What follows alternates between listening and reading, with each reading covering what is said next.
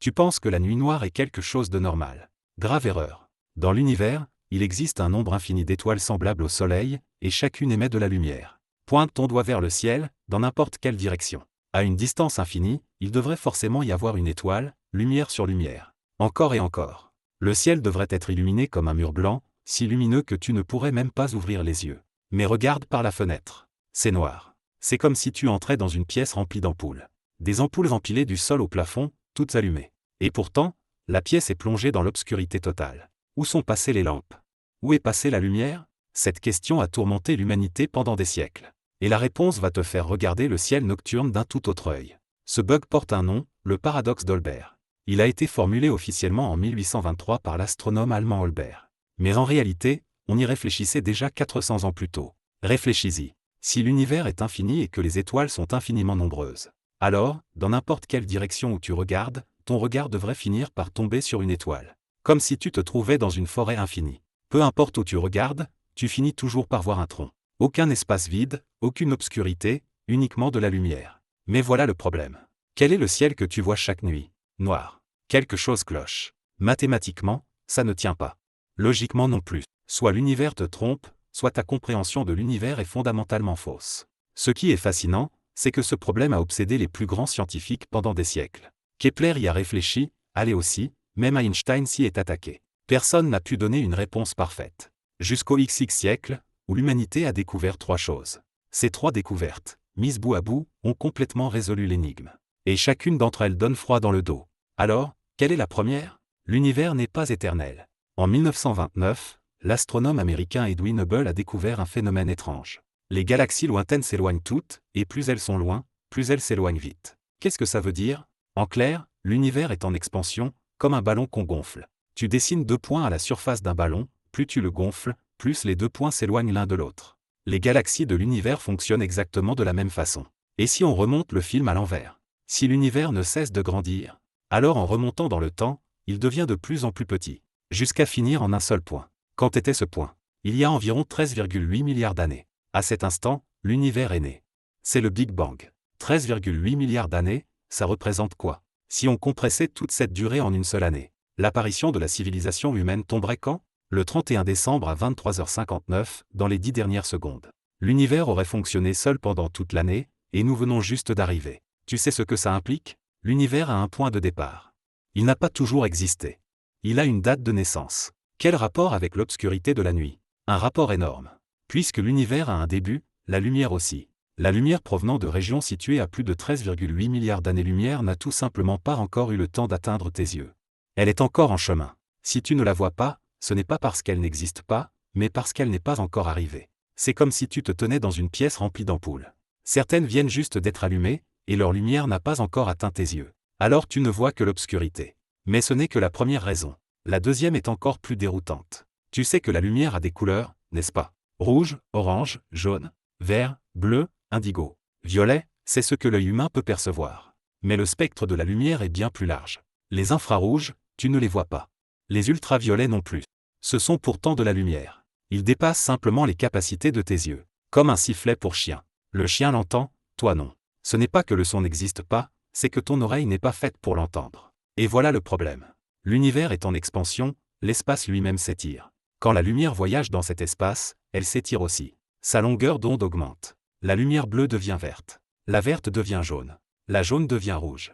La rouge devient infrarouge, puis finit en micro-ondes. Et là, tu ne vois plus rien. C'est ce qu'on appelle le décalage vers le rouge. La lumière des étoiles lointaines met des milliards d'années à arriver jusqu'à toi. Quand elle arrive enfin, ce n'est plus de la lumière visible. Elle est devenue le rayonnement de fond cosmologique, qui remplit tout l'univers. Sa température n'est que de 270 degrés Celsius. Tu te rends compte? 3 fois plus froid que le pire hiver en Antarctique, si froid que même les molécules n'ont plus envie de bouger. Tu ne peux pas le voir à l'œil nu, mais il est bien réel. En 1965, 2 ingénieurs américains l'ont découvert par hasard. Ils pensaient d'abord à un dysfonctionnement de leurs appareils. En réalité, ils venaient de détecter la chaleur résiduelle de l'univers. Donc l'obscurité que tu vois n'est pas vraiment noire. C'est simplement que, lorsque la lumière arrive jusqu'à toi, elle est déjà devenue invisible. Les lampes sont toujours allumées. C'est juste toi qui ne peux plus les voir. Mais attends. Ce n'est pas encore le plus désespérant. La 3e raison est la plus terrifiante. Tu penses que le soleil brillera éternellement? Faux. Il lui reste environ 5 milliards d'années à vivre. 5 milliards d'années, ça semble énorme, non? Mais le Soleil brûle déjà depuis 4,6 milliards d'années. Il a dépassé la moitié de sa vie. Ce qu'il lui reste, c'est comme un homme d'âge mûr qui regarde le compte à rebours avant la retraite. Quand son carburant sera épuisé, il s'éteindra. Il deviendra une naine blanche, puis se refroidira en une naine noire, sans plus aucune lumière. Toutes les étoiles de l'univers sont pareilles. Elles ne sont pas éternelles. Elles naissent, elles brûlent, elles meurent. Certaines étoiles situées à des dizaines de milliards d'années-lumière étaient encore en vie lorsque leur lumière est partie. Quand cette lumière arrive jusqu'à toi, elles sont mortes depuis longtemps. La lumière que tu regardes peut provenir d'une étoile morte depuis des milliards d'années. C'est une lettre d'adieu arrivée en retard. Quand tu la lis, celui qui l'a écrite n'existe déjà plus. Ce qui glace vraiment le sang, c'est de mettre ces trois faits ensemble. L'univers a un début, la lumière vieillit et rougit, les étoiles meurent. Ces trois éléments mènent à une seule conclusion. Le ciel nocturne est noir parce que l'univers est encore trop jeune. 13,8 milliards d'années, ça paraît long. Mais pour la lumière, ce n'est pas suffisant. Si l'univers était infiniment vieux, le ciel serait effectivement blanc. Mais l'univers vient à peine de commencer. La lumière est encore en route. Et certaines ne viendront jamais. Parce que l'univers s'étend plus vite que la lumière elle-même. Tu te tiens dans cette pièce pleine d'ampoules. Elles sont bien allumées, mais la pièce grandit, encore et encore. À tel point que la lumière de certaines ampoules ne pourra jamais te rattraper. La distance entre elles et toi augmente à chaque seconde. Voilà pourquoi tu vois l'obscurité. C'est la véritable raison de la nuit noire. Pas parce qu'il n'y a pas de lumière, mais parce que la lumière est piégée. Piégée par le temps, par l'espace, par l'expansion de l'univers. Et le plus désespérant reste à venir. L'univers ne cessera pas de s'étendre. Il continuera de grandir. Les galaxies s'éloigneront de plus en plus.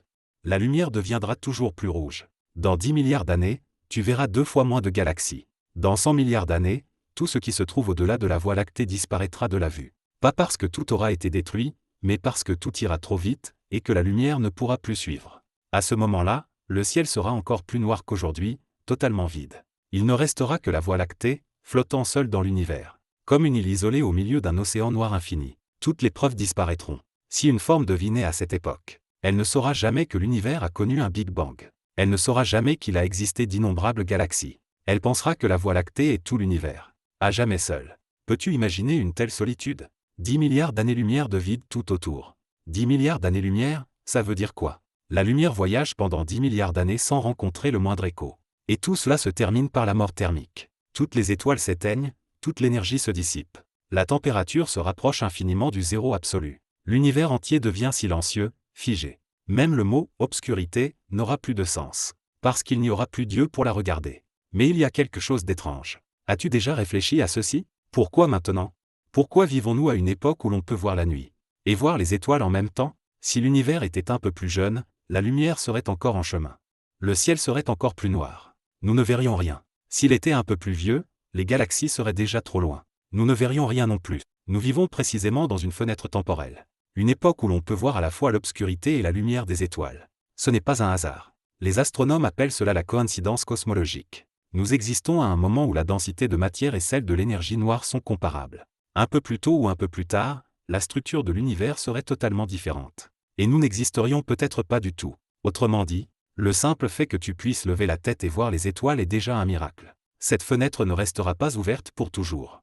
Elle est en train de se refermer. À chaque seconde, la frontière de l'univers observable recule. Certaines étoiles que tu vois aujourd'hui, tu ne les verras plus demain. Elles sont en train de disparaître.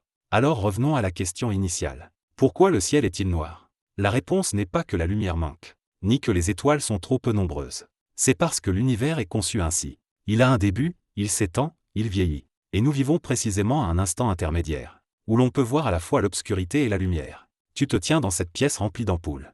Maintenant, tu le sais. Les ampoules brillent bel et bien. Mais certaines lumières sont encore en route. Certaines ont déjà vieilli. Et certaines n'arriveront jamais. Et toi, tu te trouves juste ici, à un moment parfaitement ajusté, en train de contempler l'obscurité. Cette obscurité n'est pas le néant. Elle est la preuve des 13,8 milliards d'années d'histoire de l'univers. Elle est la forme du temps, l'empreinte de l'espace. La prochaine fois que tu lèveras les yeux vers le ciel nocturne, tu ne verras pas le vide. Tu verras un univers encore jeune, une lumière encore en voyage. Des histoires qui ne sont pas encore terminées. C'est là toute la poésie de la nuit. Elle n'est pas une fin. C'est une lettre qui n'est pas encore achevée. Et pour finir, laisse-moi te poser une question. Quand as-tu levé les yeux vers le ciel étoilé pour la dernière fois, vraiment?